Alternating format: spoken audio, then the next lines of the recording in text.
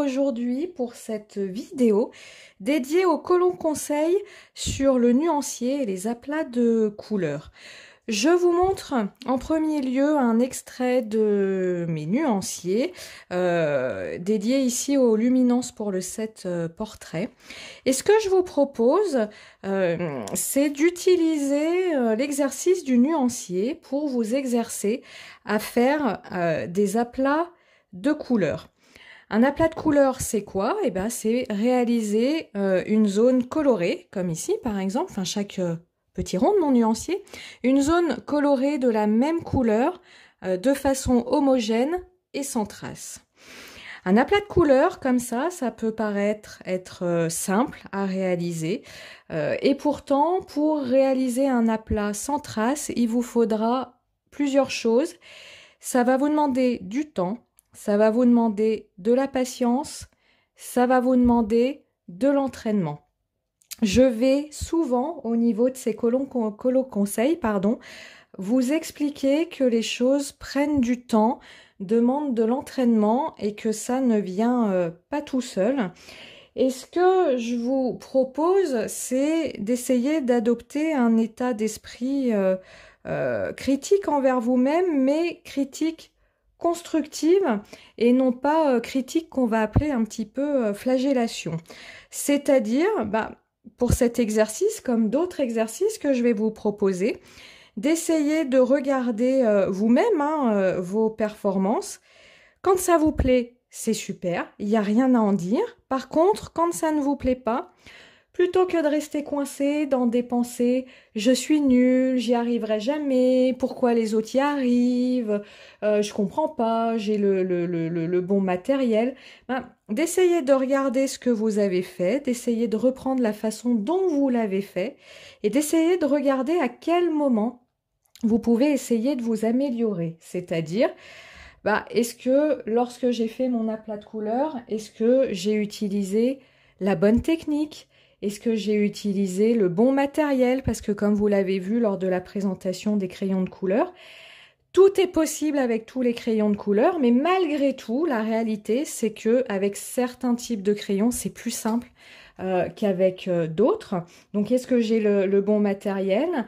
Est-ce que j'ai le bon geste? C'est ce qu'on va voir aujourd'hui au niveau des aplats de couleurs. Ce que je vous propose, c'est soit de dessiner une forme sur une feuille vierge, soit de télécharger sur mon blog, je vous mettrai le lien dans la bio de mon Instagram, un nuancier vierge. Je vais zoomer, hop, et on va regarder de plus près ce qui se passe lorsqu'on réalise un aplat de couleurs. Première chose, on se munit d'un crayon de couleur taillé, bien taillé, pas quelque chose à moitié, pas quelque chose en bout, quelque chose de bien taillé. Et s'il faut, on garde, je ne vais pas vous le montrer parce qu'il est gros, mais on garde son taille-crayon à proximité pour pouvoir le retailler au besoin. On ne va pas tenir son crayon au niveau de la pointe, sinon on va trop appuyer sur son crayon de couleur. On va venir le tenir un petit peu éloigné pour ne pas trop appuyer sur son crayon de couleur. Et là, on va venir faire une première couche. Hop. Alors, j'appuie absolument pas. C'est un petit peu compliqué pour moi parce que je ne me situe pas comme d'habitude puisque je suis en train de filmer ce que je fais. Mais enfin, ça sera très bien pour cette première fois. Donc, vous voyez, j'y vais progressivement. Et là, vous remarquerez, j'ai fait une seule couche et mon papier est loin d'être saturé puisque à travers les zones de pigments, on voit encore du blanc. Ce que l'on va faire, on va un petit peu tourner sa feuille et on va venir refaire une seconde couche. C'est ça, je vous en ai déjà parlé dans certains échanges. C'est ça qu'on va appeler faire du couche par couche. Vous pouvez ponctuellement, c'est ce que je viens de faire, tourner un peu votre crayon pour toujours avoir une mine bien taillée. Lorsque je colorie comme ça, je vais un petit peu user ma mine le fait de la tourner permet de l'aiguiser en coloriant. Deuxième couche de coloriage, de couleur. Vous voyez, c'est mieux. Mais il reste encore du blanc au niveau de ma zone de couleur. Je peux continuer à tourner le papier. Et oui, n'oubliez pas, une feuille, ça se tourne. Et on vient refaire une troisième couche de couleur. Je vous l'ai dit, c'est long. Le crayon de couleur, c'est la pratique de la patience. Si vous voulez quelque chose qui va plus vite, orientez-vous vers des feutres, orientez-vous vers des marqueurs à alcool, mais pas vers le crayon de couleur. Le crayon de couleur demande beaucoup de temps. On continue à tourner sa feuille. Donc là, j'en suis, je crois, à la troisième couche. Et on continue ainsi de suite. Là, vous voyez, la couche que je suis en train de mettre, on ne va quasi plus voir le blanc du papier. Hop. Je vais m'arrêter à la moitié, que vous puissiez voir la différence. Et j'en retente une autre. Et lorsque je ne vois plus de blanc, cela signifie que mon papier est saturé et que la couleur a été mise de façon homogène sur mon papier. Je vais vous zoomer.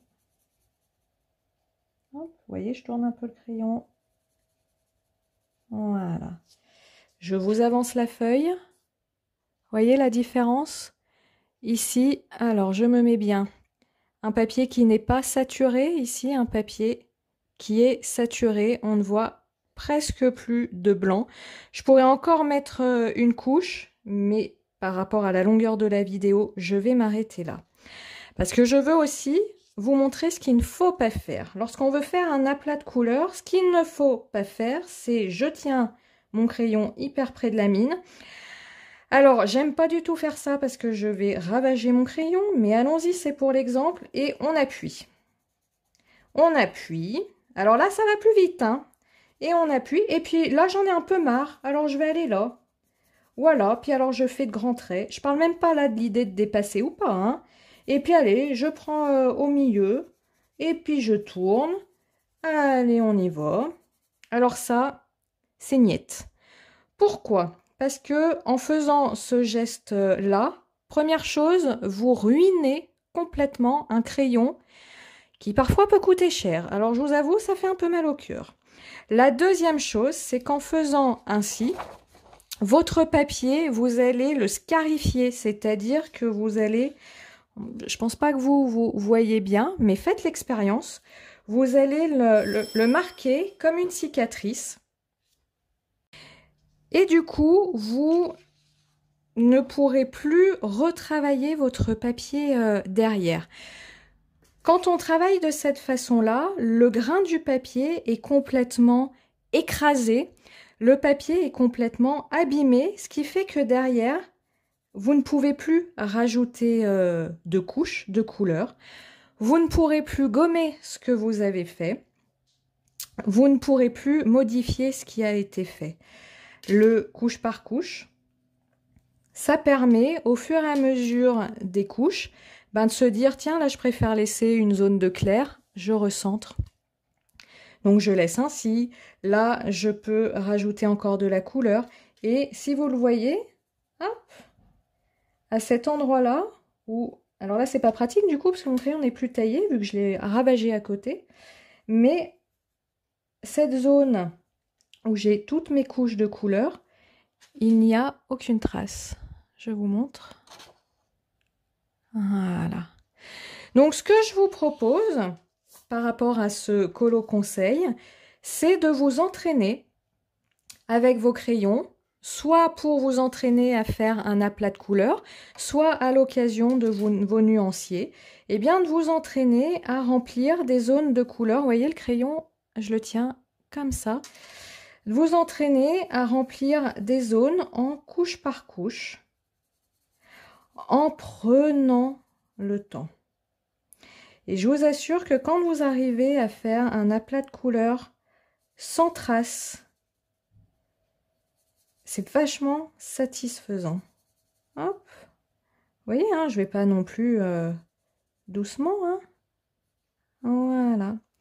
Et on recommence ainsi de suite. N'hésitez pas hein, à poser vos questions, vos remarques en commentaire de ce post, en commentaire de cette vidéo.